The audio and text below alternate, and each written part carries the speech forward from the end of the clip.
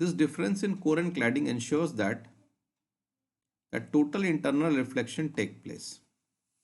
A total phenomena of total internal reflection takes place.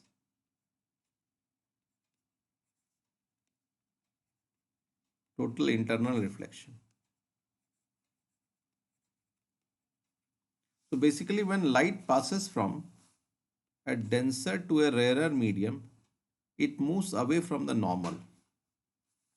So when the light is moving from a denser medium to a rarer medium, the light moves away from the normal. But if the angle of incidence becomes more,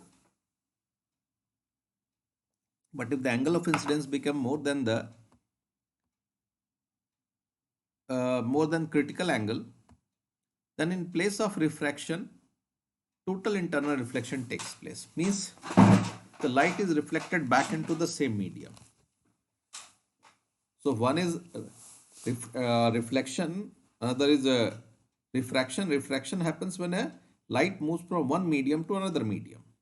From a denser medium to a rarer medium, it will move away from the normal. So the angle of refraction will increase. And now there will be point at which angle of refraction becomes 90 degree, and that angle is called critical angle. That is the basic physics behind that. That if we keep on increasing the critical angle, if we keep on increasing the angle of incidence, you will reach a stage whereby the angle of refraction becomes 90 degree, and that stage is called critical angle. And if you increase the angle of incidence beyond the critical angle, the light is reflected back into the same medium. And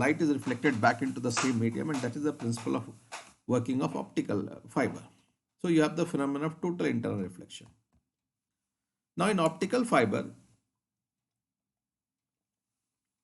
generally the optical fiber bundle contain large number of optical fiber. It is not single fiber.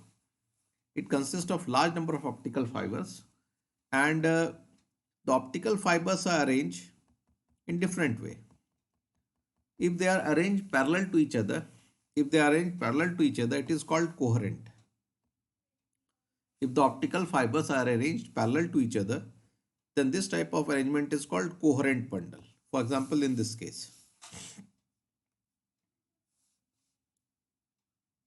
here the bundles are arranged in parallel. So this is a case of coherent bundle. Coherent. And there's another arrangement where the optical fibers are not parallel to each other. They are arranged randomly. They are not parallel to each other. This arrangement is called incoherent arrangement. Now, incoherent arrangement of bundle is utilized for providing light in the inaccessible location inside the body. For example, endoscope and other. So they are used for illuminating normally inaccessible location inside the body. For example, intestine. It could be urinary bladder, etc. So in these internal location, the light can be illuminated using incoherent bundle. Now when the light falls on a surface, it will be reflected back. So in endoscope we use incoherent bundle for providing light to the inner portion, and then when they are reflected back, the reflected lights come out through the coherent bundle, and that is used for image formation. So incoherent bundle will take in light, whereas the coherent bundle, they are used for image formation. So the early development of coherent fiber was associated with image formation.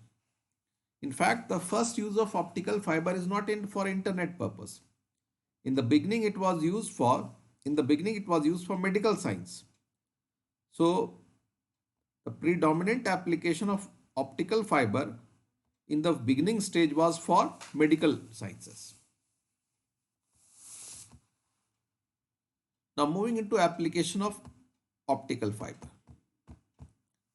The first application is your fiber scope. So these are used for fiber scope or endoscope. primary purpose of fiberscope or endoscope is to take image of the internal organ, and that is very important in present day medical surgery or your diagnostic, etc. And these are used for visualizing the internal organ. The fiberscope, they are used for visualizing the internal organ of the body like food pipe, intestine, urinary bladder, etc. You use them to take a view of these internal organs. The internal organs are illuminated using the incoherent bundle, and the reflected light is taken out using the coherent bundle, and that is how the image is generated. So that is the first application. Another area of use in medical science is laparoscopic surgery. In laparoscopic surgery, very small hole is made in the body. In place of open surgery, we make small hole, and through one we can put the optical fiber, and through the other we put the surgical instrument. The optical instrument produces the image of the structure, and the surgical instrument is used for cutting and all those processes. So you can observe the internal portion of the body or organ on a screen, and using other set you can do surgery. Then next application of optical fiber in medical area is for treatment of cancer. See, you might have heard about chemotherapy of cancer. We use radiation. So the cancerous cells are killed by high energy radiation. In place of high energy radiation, we can also use high energy lasers. High energy lasers. And these can be pinpointed onto the cancer cell inside the body. For example, somebody has a cancer in the urinary bladder. So an optical fiber or uroscope can be put through his urinary tract, and this can be taken up to the point of the cancerous tissue. The laser beam can be pinpointed on the cancerous tissue, and they can be burned away. So the damage to the surrounding tissue will be minimum. The next application is in your night vision devices. And these are used by police and armed forces across the globe. Night vision devices are used by police and armed forces across the globe. And in case of this night vision devices, there are different type of night vision. One is your based on infrared, that is whose working is slightly different. Second is that is based on image intensification, means a feeble image is formed and that image is intensified. Now the armed forces use both type of night vision devices. We will take into account the image intensification. So in image intensification system, we use fiber optic plate, and in the fiber optic plate there can be millions of optical fiber, and in this there are several stages of photoelectronic amplification. So a feeble image is formed, and this image is amplified. This image is amplified to get the final image. So in this you have multiple stage of photoelectronic amplification. A feeble image is formed, that image is intensified to make a clearer and further clearer image. And such fiber optic plate, they are based on fiber optic plate, and that is based on the intensification, light intensification. Now comes the thing that is most obvious to all of us, that is data transmission. All of us know that optical fiber forms the basis of the data transmission. Now across the globe you have optical fiber laid across the oceans. Data can be laid through satellite, and second is through optical fiber, and optical fiber are laid in the ocean, connecting one continent to the another. Now if we go back, the initial use was in medical science, and then came communication revolution. See, in the beginning, when the data was transmitted in the form of light, there was large scale energy loss. Due to energy loss, you need amplification at very short distances. The signal had to be amplified at short distances, and this was challenging. So you need repeaters and all those structure at a very at short distances. This challenge was there. You needed system to you needed system whereby the the signal needs to be amplified. Now, the reason why this happened because of impurity in the optical fiber. The reason was impurity in the optical fiber. Now, a solution was found by Charles Cow. Charles Cow. He found the solution for reducing the energy loss. So what he did, he reduced the impurity in the optical fiber. He found that the signal is being reduced by this presence of impurity. So Charles Cow found out a technique for reducing the impurity present in the optical fiber. And he used fused silica for producing optical fiber. And that is why Charles Cow is also called the father of optical fiber communication. He got Nobel Prize Physics 2009. Charles Cow got Nobel Prize Physics 2009 for his contribution in optical fiber technology. Now, how does optical fiber system work?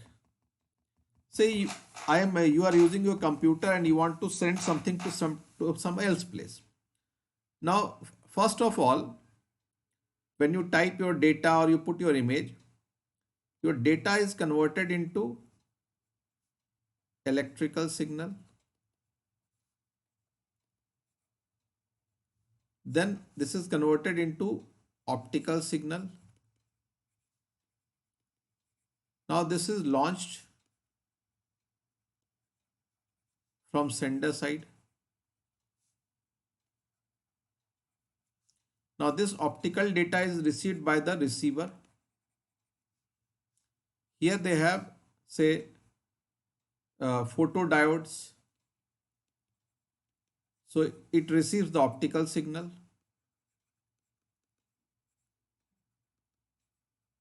Optical signal is again reconverted into electrical signal. Electrical signal is finally converted into the data, whether it is music, whether it is an image or a Word document, etc.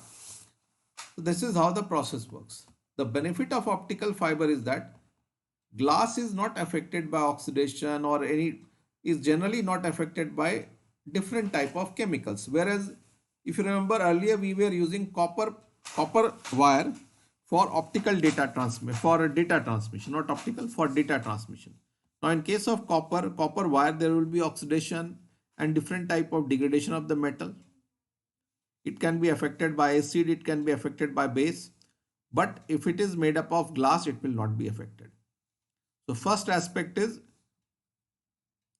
glass has a longer life. Another aspect is there will not be interference, electrical or electromagnetic interference.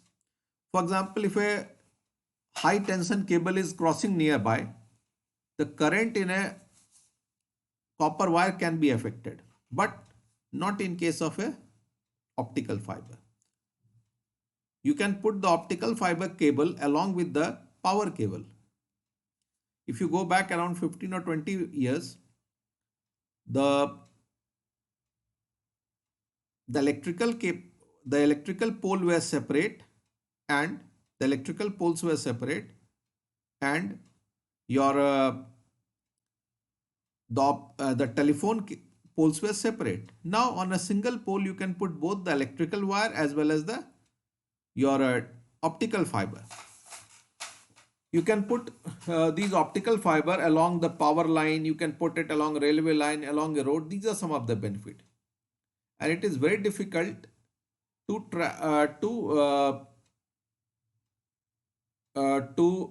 hack into the optical system as compared to the copper wire system. It is difficult to hack into the optical fiber system. That is another benefit. Then the amount of data that can be carried out through optical fiber is much higher than through copper wire.